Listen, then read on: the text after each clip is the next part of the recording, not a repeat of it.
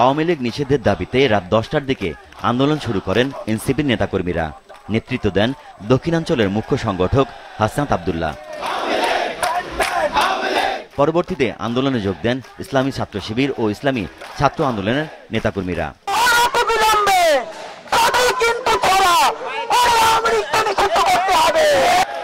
জমায়েতের আগে হাসনাত আব্দুল্লাহ তার verified Facebook পেজে ঘোষণা দেন, আওয়ামী লীগ নিষিদ্ধের সুস্পষ্ট রোডম্যাপ না পাওয়া পর্যন্ত রাত 10টা থেকে প্রধান উপদেষ্টার বাসভবন যমুনার সামনে অবস্থান কর্মসূচি চলবে, যার এজেন্ডায় গণহত্যাকারী আওয়ামী লীগ নিষিদ্ধের সুস্পষ্ট বয়ান নাই, তার সঙ্গে আমরা নাই।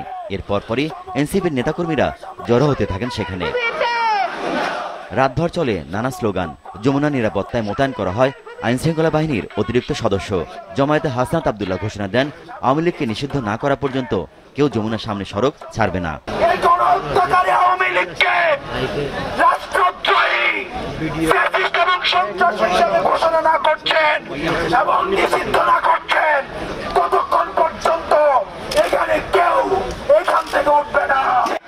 জমায়েতে এনসিপির আহ্বায়ক নাহিদ ইসলাম সহ শীর্ষস্থানীয় নেতারা যোগ দেন।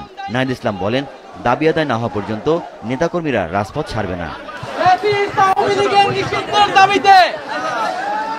এবং আমরা বলেছি, আওয়ামী লীগকে নিষিদ্ধ না করে আমরা এই মাঠ ছাড়ব না।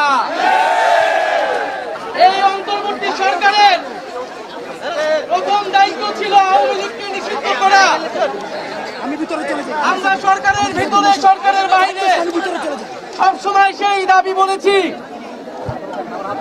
কিন্তু আজকে 9 মাস পরে আওয়ামী লীগ নিষিদ্ধের জন্য আমাদেরকে রাজপথে নামতে হচ্ছে। রাতভর মিছিল স্লোগানে উত্তাল থাকে যমুনার সামনের সড়ক।